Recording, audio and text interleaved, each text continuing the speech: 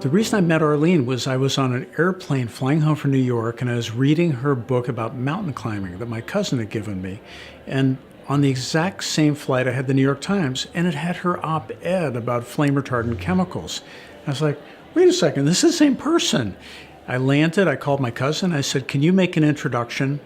Because at the time I was running an environmental organization, I thought, this is a fantastic campaign, and we have to do something.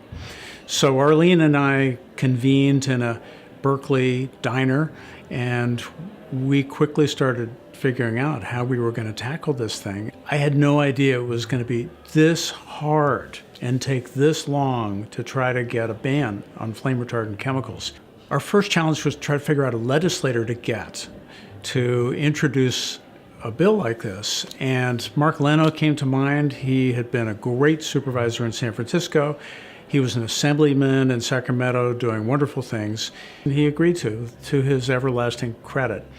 I don't think Mark knew what was coming at him as a result of this either. It was a huge fight, and it took years. We were stymied by the American Chemistry Council, and by deep-pocketed interests were all out of state, and they fought it like crazy.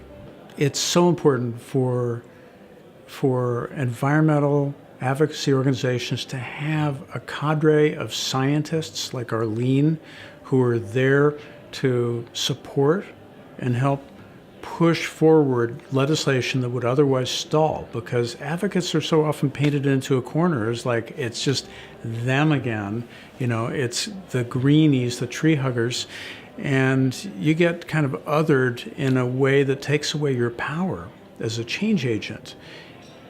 Even though you may be completely objective, you may have the public's benefit foremost in your mind, and you're being logical, you're being rational, but it doesn't matter. If you don't have scientists behind you in your court willing to stick their neck out, which Arlene does so well, and with such high amounts of credibility, you won't get anywhere without the people like Arlene. It's critical. It's absolutely fundamental to the process of creating legislative change.